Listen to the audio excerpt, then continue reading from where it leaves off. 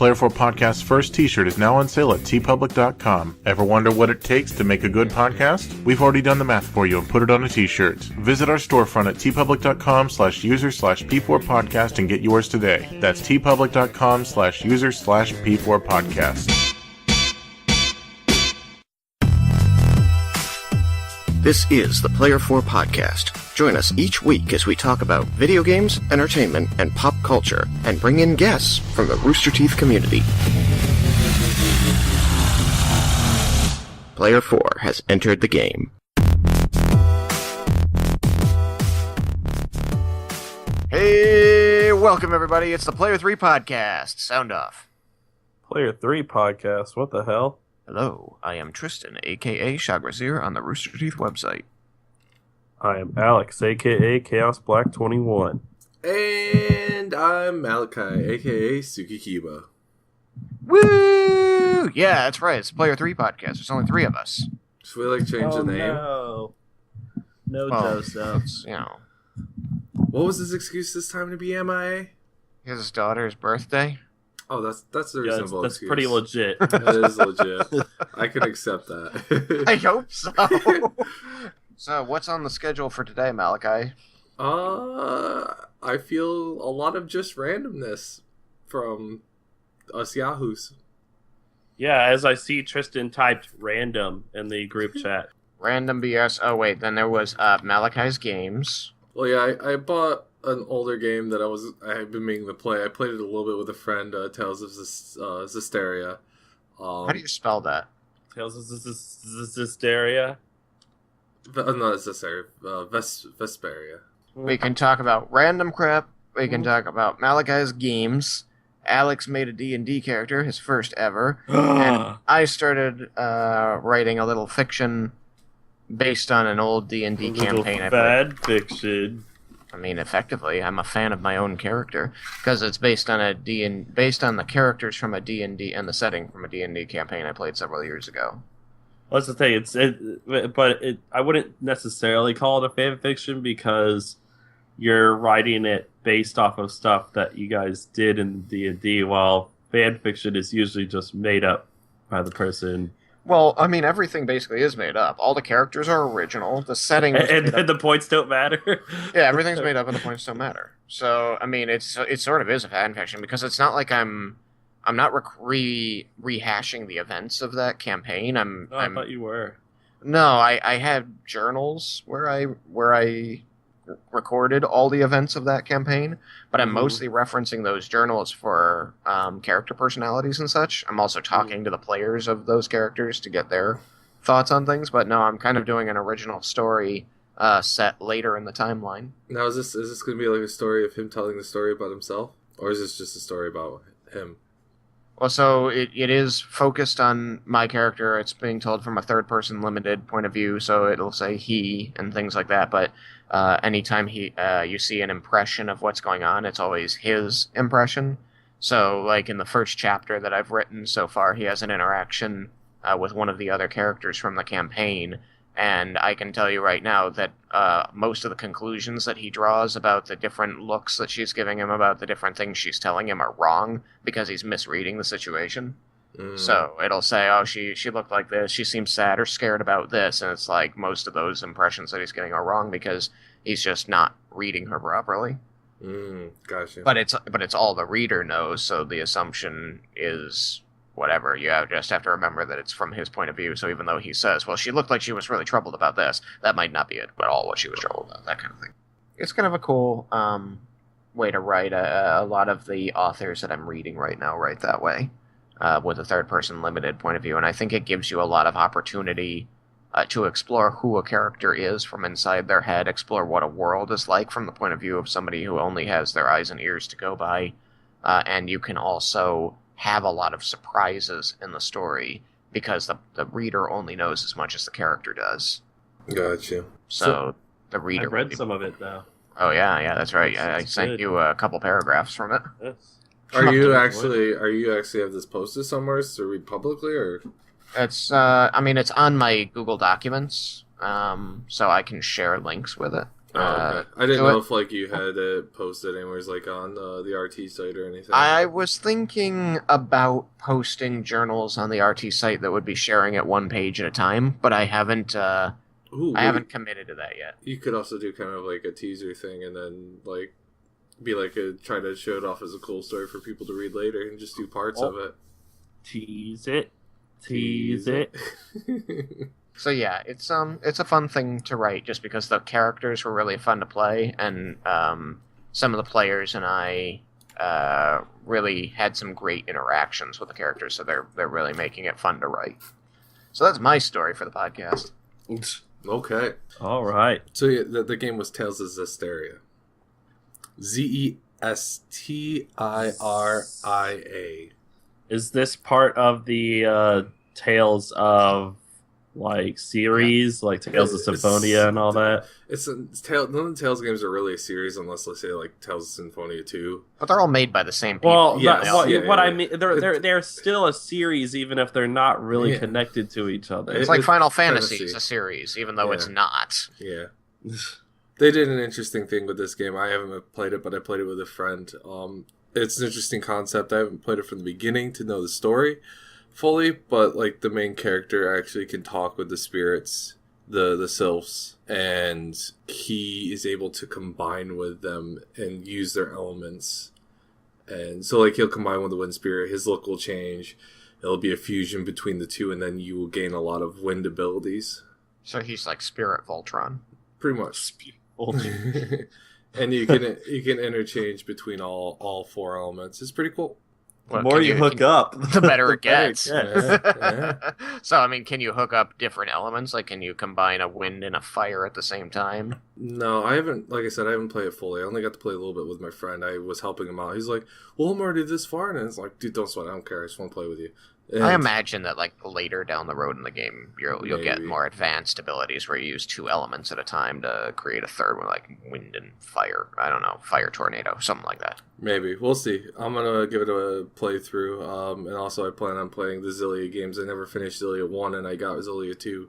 So those What will be is Zillia? things. Zillia is another Tales game. Tales of Zillia. I remember that. Weren't you playing that like 2 years ago when I came to visit? Yeah, and then I put it down and didn't pick it back up, which I plan to. I like it though. Whatever happened with Symphonia 2? Oh, I beat the heck out of that game. Was it good? I murdered it. I personally liked it. It was when he beats the heck out of it, he murders it. When he loves the heck out of it, He then we have molests problems. it. then we have ratings problems. No, it was a really interesting concept. It was kind of like a Pokemon kind of thing. You go out and you fight monsters, and you're able to ensnare them and capture them. And what was cool is you can mix your player characters along with monsters, and you can interchange them. What's with mixing things in these I don't know. games? It's like Voltron. Yeah, no. It just keeps getting better. This one isn't combining, of course, but it's like you'll have two monster allies, and you could have two players like in a party or something. Yeah, they could be a party, or you Okay. can have a full monster party. That's just nothing but monsters. I don't know. Without Oh, actually, I lied. You can't have all many monsters. creatures. You have to have one human character because that's your playable. Monsters aren't playable themselves. I don't know. Without Kratos, it's just not the same as the first game. I had a lot of fun with that game because I had a monster dragon team that just was amazing. Does it even still follow Lloyd Irving? Yeah, he's involved in it. You meet Lloyd and Colette later in the game, like way later toward the end. You meet Rain and Genus. You meet Rain and Genus earlier, and they help you through quite a bit. I don't remember all the other characters. You have two new main characters, is a male and a female. I forgot their names. So that was a really enjoyable game, and I did beat that one. I was for the Wii. Zestiria and Zillia are both for the PlayStation 3 that I have. And other than that, I've been playing the snot out of Monster Hunter. It's like your typical Monster Hunter. I feel kind of like they were able to shove a lot more monsters in this game. They really cut back on the little CG cutscenes for the monsters. I haven't checked the actual your cat in your room, he's able to play cutscenes and videos for you. I don't know if they had some extra ones that they tossed in there, but didn't actually have when you walked into the zone. Because when you first meet a monster, it does like a little cutscene, and it's like, oh, this is this monster. And then you hunt it. They made it really simple on this game, which made me a little sad. But I do like they added a lot of monsters from throughout the series. You see, of course, rehashes of the maps that have previously been in the game. I don't know if any of them are original. You have the 4 villages. 3 of them I know are from other games. I don't know about the one that you're in now. I think the newest one is an original, of course. Yeah, Poco Village from PSP. What kind of Poke Village? Is it full of Pokemon? Yeah. Another one which I never played the game for, so I'm not sure where it's from. And the final one, I don't know where that one was from either. Oh, offhand. Wow. Yeah. You're just like a fountain of knowledge right now. I know, right? I'm so glad we had this discussion. Let me tell you about this thing that I don't actually know anything. Well, I didn't prep myself for it. Also, I don't have a nice little list of specifics. The weapon system is really odd in this game, though. They made it so you build stuff in the weapon tree like you did in the previous games, but each weapon has their own level. So they made it so every single tier of every single weapon can be usable, which is an interesting way to do it. You mean like every single tier of every single weapon is also an end game weapon? Yes. Okay, so I could have the starting weapon, the starting wooden dagger toothpick that they give to me. I can still beat the final boss with. The first weapon you get for most weapons is it's called petrified sword, blade, whatever. And it's they actually made it out of monster dookie. That's amazing. it actually is just a fossil. It's fossilized monster dookie that they turned into a sword. Petrified doesn't mean dookie. It means it's organic material that has been turned to stone through aging. Yeah, and on the print on it, petrified wood. Yeah, it could be petrified wood. It's probably dookie. It has a leaf print on it. It's got a leaf print on it? Yeah, it was dookie. The monster dookie. So, oh my god, I'm going to call you Dookie Kiba from now on. Oh, wow. Terrible. Dookie Kiba. Alex. It's you both. It's so perfect. You jerks. I guess it's really no worse than ragging on Alex about his Dookie net, the doo-doo net.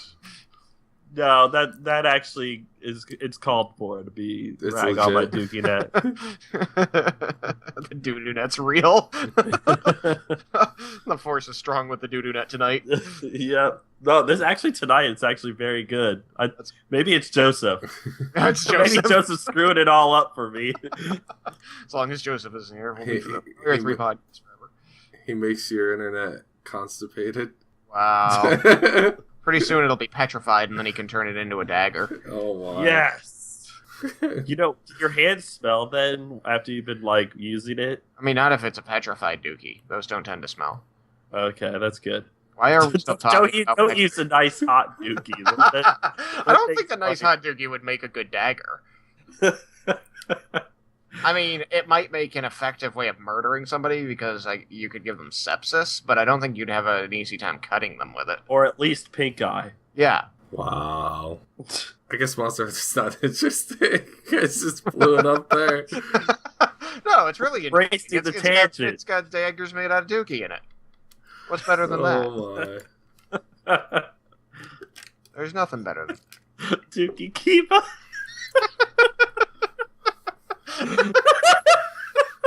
The game also has 4 signature flag creatures in the game. Do you know the names of them? What? I don't dare say it because I'll murder them. I always murder names. I dare not even read them all. We'll correct you. Don't worry about it. No, I don't want to. We'll fix it for you. Well, how are we going to correct it? We don't know how they're actually pronounced. Because it's me. Estelos, Gamoth, I'm wrong. Gamoth, Mizusune, and Glavenus, something like that. Yeah, Alex was right. I've got no idea. Can't correct you. Close enough. Mizusune sounds fine. It's actually pretty cool. They make reference to a fox, and I don't know what Sune means, but I know it's in Kitsune. Mizu means water, but Sune doesn't mean anything on its own. Kitsune is a fox. Yeah, so do you think they just took probably this... just means it was like a water fox or something. Yeah, do you think they took the ending just because of the relation with that sound? Yeah, I think it sounds like it's a play on words more than anything else. Not actually making a word, but just making a play on words. That's what I thought. Because it's interesting because it's a monster that's like soap. He makes bubbles. Soap? It shoots bubbles. He attacks with bubbles.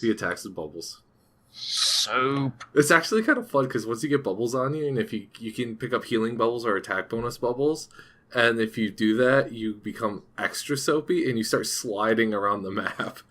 What the heck? It's actually, shower with your dad, man. It's fun because you're running and you're doing the running in place and sliding, and you get momentum and you can run toward the monster and like stop and like start sliding and prep your weapon and then like slide into him and swing. That's pretty fun. Can that screw you up though? And like you're running around, and then are you covered in soapy bubbles, and the monster punches you, and you go sliding off into oblivion? Oh yeah, I don't know about like heavy like that, but it does put you vulnerable because he jumps a lot, and he will jump at you, and if you can't move quickly enough, you're done. Why is this bubbles thing a mechanic in the game again? I don't know. It's new. At least to me. It's new. It's cool because it's new. I mean, it's new because it's cool. And then they had four styles. They added a unique system in the game to where... Do they like do they like sets of 4? Is that all they like? They're like, we're going to do 4 of this and 4 of this and 4 of that. Well, we're going to do 3. No, just kidding. 4 of this. Jimmy, no, we already talked about this. We're sticking with 4s. 4 is pretty the way much. It's like I guess it's like 4 generations, and there's 4 weapon styles with multiple skills per the 4 styles. Not multiple skills, 4 skills. No, it's a lot of skills. Yeah, 4. No, it's a big but number. It's probably in a multiple of 4. Like 4 sets of 4 would be 16. No, could be 8. No, that's 2 times 4. All right, I'm done. See you guys' nonsense. Dookie Keep, I know. No, there's 4 hunter styles, which is pretty unique how they did it. There's aerial, striker, guild, and adept. Okay, so wait, what is guild? Wait, guild. Wait, guild is striker, guild, adept. What's the other one? Aerial. So guild. Aerial. Oh, aerial. Like flying, like jumping. Is it G-U-I-L-D? I know what aerial is. I didn't hear the last part of it. Or is it G-U-I-L-D? G-U-I-L-D. Yeah, guild. Okay. So the guild style is a style that's true to Monster Hunter. It's the traditional style, and what it does is allow you to equip 2 new skills that you can put along with it. So you get your if you prefer the old way of hunting, you can just equip guild, and you'll have 2 extra moves or abilities you can use with your traditional fighting. Okay, and it works for all weapon classes. I get that. So it's just like, in case you decide that you really prefer the older games, you can still fight like it's the older games. And you get 2 new skills you can equip. And then striker is... it changes your weapon. It augments it a bit. I don't know everything it takes away or adds, but for like great swords, you don't get your secondary charge, which is stronger than it. You don't get your... I shouldn't say secondary. You don't get your horizontal charge. That is your stronger of your 2 charges, but you get stronger. Your vertical slash is stronger, and you don't get penalized for overcharging it. So you lose 1 charge, you gain a little bit of tweak to your other one, and then you're allowed to equip 3 skills. So you get more skills. I'm gonna overcharge you horizontally. So it puts more of an attack base for your fighting style. But you can put evasion and defense skills on if you prefer not to go full power. And then there's aerial, which allows you to jump off the monster or allies or your palico, your cat assistants. You can jump off them also and go aerial and do a mount hit on the monster. You know, I'm just going to say that if I was like an ally and I got jumped on, I'd be pretty pissed. That seems like a dick move. Just jump off your head. Yeah, Is the cat your mount? Are you already riding it and you just sort of leaped No. off it? Or is it like fighting next to you and you're like, hey, watch this, and you like jumped on its face and then launched yourself up in the air? It's more so if your ally or something's in between you and the enemy, you can run at your ally. It doesn't do anything to them when you jump on them. They can still attack and do anything they want. You literally backflip, pole vault off your ally and into the air, and you can hit the monster. Wait, where'd you get the pole from? They don't pull. Well, I was describing like you're pushing yourself into the air. How would okay, fine. You just push yourself into the air off of whoever you backflipped onto. Oh, so you vaulted him. Yeah. Or whatever. I don't know. So take out the pole and you're okay. I mean, you don't want to pole vault this guy. He will not like getting stabbed with a pole so that you can vault him. No, you backflip, you jump off the person or whatever it is, and you can hit the monster, or you can jump off the monster itself and do mount hits. Do you get scores then when you land? Like, is there like three judges on the side? 9 out of 10. Numbers? Yeah, because if you miss your jump, the monster's gonna punch you in the face. So the monster is the judge, and if you score a 10, you know he's like, that really hurt. But when you score a 1, he's like, smashes you. So, and mount hits are usually, in the previous game, they were stronger. I don't know if they edited it because of this new style, but usually they're pretty strong. I want to see the mount that's like fighting the monster, and you're like, I'm going to do a mount vault and like smash this enemy, and you like run toward your mount, and at exactly that moment, it decides to attack from a different angle and move, so you miss your jump. Oh yeah, they do that. Or you will do a mount jump, and then the monster's like, I'm going to jump at you while you're midair, and then just blasts you away. That really sucks, because you're like, it's man. My partner screwed me over in this combat, because I was going to vault off him, and he moved. Yeah, there's that too. You're like running toward your guy, and you're like, okay, I'm going to jump off whoever this is, and then do an attack, and then they move sideways. You're like, crap. What are you doing? You're like going in for the attack. He's like, he's going for the high five, so he goes to high five you, and you just collide, and it ruins the combat. And the last one is Adept, which you only get to equip. Aerial and Adept only get 1 skill each. I don't know why. Maybe because the mount hits are so strong, and mounting is a big way to get a lot of damage in. 1,000. So that's probably why they're only 1 skill per style. And with Adept, it's a counter thing. So you can dodge. You dodge roll into an enemy attack, and you perfectly counter it. And then it also puts you in a stance to retaliate against the monster. So I haven't really toyed with it too much to know all the ins and outs of it, but it should make any skill you use after you're in that stance, after you counter it, to do more damage than usual. So, and there's a variety of skills you get as you progress through your hunter rank. You get more abilities unlocked, and they're pretty cool. And they have their drawbacks and their positives and negatives, which are that I just double negative there, or yeah. I'm not good with talking. They got their drawbacks, their positives, their double negatives. Yeah, why do you guys have me on this thing? You're talking to the guy who's the worst at talking right now. I think I'm worse than you. Well, then I'm the best at talking. Yeah, I wouldn't put... You and Joseph are the ones who really carry this podcast. Oh, Joseph could go on forever if you let him. Alex, save us. Tell us about your thing. I made a D&D character, but not just a D&D character. My first D&D character of all time. So you've never played D&D before? No. But you've played other role-playing games? I mean, the only role-playing games that I've played is, like, actual, like, video game RPGs, like Fallout and all that. Like, Elder Scrolls 2? Well, yeah, I love Elder Scrolls. There you go. Like, I think I like Elder Scrolls actually more than Fallout, just because I like the whole, like, medieval kind of magic stuff. So that should fit, right in with D&D. They're kind of based off the same idea. Yes. Otherwise, I mean, I've role played before on like forums where we actually still did make characters, and we had a system where we'd have stats that we'd put numbers into and all that, but it's not as big as D&D is. So you made a character. Was that really hard to do?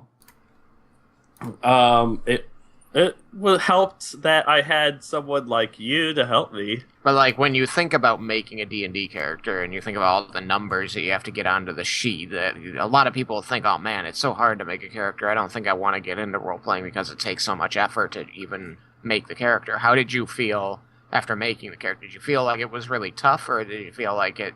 It's easier than I thought it was. I think as a first time, it's still a bit difficult, but now after going through it once, if I was to like join another group and make another character, I have a better understanding of like in the handbook where to look for the information I need to look for, and what to put into each area of the sheet. Are you excited to get to play? I am. I'm looking forward to this. We're all newbies. All newbies.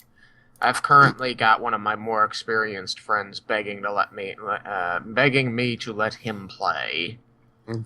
Why not? You're having so much trouble keeping people around, or I having mean, them consistently be on. Right. So I've been considering it. I told him if he's gonna play, he should play a cleric, and I didn't have any problem telling him that because, like I said, I've played with this guy for a long time. I know that cleric is his favorite class. Clerics aren't they still beastly? And are they with the rule sets that they have with what you're using? Are they still beastly? They're still one of the more versatile classes, mostly because of they carried a lot of the rules from 3.5 over. Gotcha. So what do you know what system you're going to be playing in, Alex? I believe we're playing in 5 or 5e. We're gonna play 5. That's an awesome game. I love 5. D&D version 5. There you go. Yes, we're going to play Dungeons and Dragons 5th edition. No, Yes. it's just called V5. V5. V5. V5. And I'm going to be a paladin. Ooh. Speaking of D&D, I'm doing my LARPing coming the 19th. Yeah, Ooh. you're gonna be building stages again. Yes, we have a big grid that we set up that are dealing with lots of clothes hangers and clotheslines and rope. I was gonna say clothes hangers. What do you use those for? Well, no, we use actually clothes line clips to hold up some of the tarps and curtains, and we actually make a giant maze that's 40 feet, well, 40 by 40 or 50 by 50. It's pretty big. Nice. And we have a whole adventure planned out. We walk down through woods. We got sheds that storage areas throughout the woods to set up like a witch doctor's hut. We make rigs and traps where like you could walk across a spot and like trip a wire, and then we'll have like little confetti poppers for stuff. Yep. Your character's leg just got blown off. Pretty much, yeah. It was like, oh, you just set off a magical trap. Eat fireball! The one year they weren't expecting it, so they kept hitting every single one. They were actually like bloody by the time they got to the spot they were supposed to get to. So how often do you guys do this? Once a year, and we also buy like a couple $100 worth of fireworks, and we have a big fireworks display. Sounds cool. You gonna be an NPC again, or are you gonna be a PC this time? Give me NPC again because I need to get a login for the website we use to be able to post my character sheet. You have to turn in your character sheet like 2 or 3 to 4 months ahead of time, because then they can develop the story before the actual event.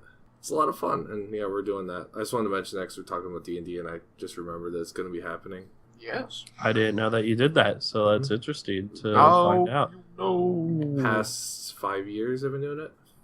4 or 5 years. Wow. It's been going on for the group that we're with has been doing it for at least close to 10. Yeah. Past Malachi is future Malachi's best friend. So, you said you're playing a paladin. Yes. And I'm playing a Dragonborn Paladin. Oh, so you've got the scares? I have the scales, and I saw in the handbook kind of what a Dragonborn looks like. I'm contemplating possibly trying to draw my character, even though I'm shitty at drawing. No, definitely do that. I want to see it. He's a lightning dragon. It should have been cold or ice. That would have been really cool. Yeah, but I liked lightning. Plus, Yeah. I already had my name picked out. So What's your name? it Gilby? Riken Lumos, which Riken is lightning. So I was like, I kind of have to go with lightning. It would be kind of odd to to have something that's not lightning and have that name. Is it eighth? Is it still going off some of the older rules? Is it like 8th level they get wings? I know like you don't get flying until quite a bit ways into the levels. In 4th edition, Dragonborn had the option to take a Paragon path that was the Scion of Arcosia, which gave them wings. Okay. Now, to my understanding, that sort of thing does not exist in 5th edition because there aren't Paragon paths, and so there aren't race-specific advancements. Oh, okay. So His dragon breath, which in his case is lightning, will get stronger as he levels up. But that being able to become the Scion of Arcosia and gain wings and fly speed isn't a thing anymore, to the best of my knowledge. Raidu no Hoko. But they're playing a 1st level campaign, so that's not really a concern yet. I mean, even in 4th edition, that didn't become a concern until 11th level. yeah. Oh yeah. It was way later. But yeah, so that's exciting. Alex Chaotic good. It's chaotic good. You're a follower of Cord, I believe. Yes. Cord. And basically, I do everything. I basically do everything as overkill. Pretty much, I don't know the word stop. You're a Until paladin. somebody knocks you down. So my character is essentially like he does everything based off of his moral stance on what good is, and he will stop at nothing to reach that his ideal of good, no matter what, unless it is like something his clan or his god disapproves of. Something happened recently. Something happened. Us have been doing something game wise. We conjured up something from the pits of hell and brought it back to life. No, we opened a portal. We opened a portal into the Nether. Summoned it. We got ourselves a realm for Minecraft, and we began building a new server for all of us and our friends to play on. Yes, because our previous server for P4 Minecraft died. Yes. And we resurrected it Here. in a new realm. Yeah, so you guys have already kind of built a welcome center, though I know you guys were building a welcome center, but you basically put filler material until you get the material that you want. Yeah. Why It's a say- survival server, so we have to go gather the materials. Yeah, so why saying you guys? You mean you should be saying we, because you're there too, fool. I had no part in the welcome center, so I'm not going to call ownership of it. Oh, you're talking about the actual welcome center that Tristan and I built. Yes. No, the welcome village. Yes, we've all had a part in the welcome village, building our own houses and the pathways and stuff. My house was the shittiest of the bunch. People will see in the video, though I'm not recording because I can't apparently record in Realms for some reason. It's too bad because Realms is so much more smooth than the old server. Yes, I do like that, except for every now and then it lags on me and I have to wait a few seconds for it to get back to normal. But otherwise, everybody else's houses look really amazing, and so that has now spurred me to go back. Next time I get on, I'm going to try to spruce up the house a little bit more now. Wait, you mean Thank the you, guys. glass and stone box? No, like it's just wood, big glass, enough and for a bed? stone. Well, Just big enough for your bed. You can hire two contractors. One's named Shagwazir, the other one's named Namikirimaru. But yes, so we hope that people will be excited and will watch our player for Minecraft. You know what else we can do? We can shut up and leave. I was going to say we could say goodnight, everybody, but sure, shut up and leave. Alex is his warm and That cheerful means you, demeanor. audience. Get the fuck out of here. We're done talking. GTFO. Actually, we Yeah. should say that because Suicide But- Squad, they'd say that. But not really. We love you. Please stay. We need Hashtag you. goodbye. Oh my gosh. Good Goodbye. night. Now that I'm recording, muting Skype doesn't mute OBS.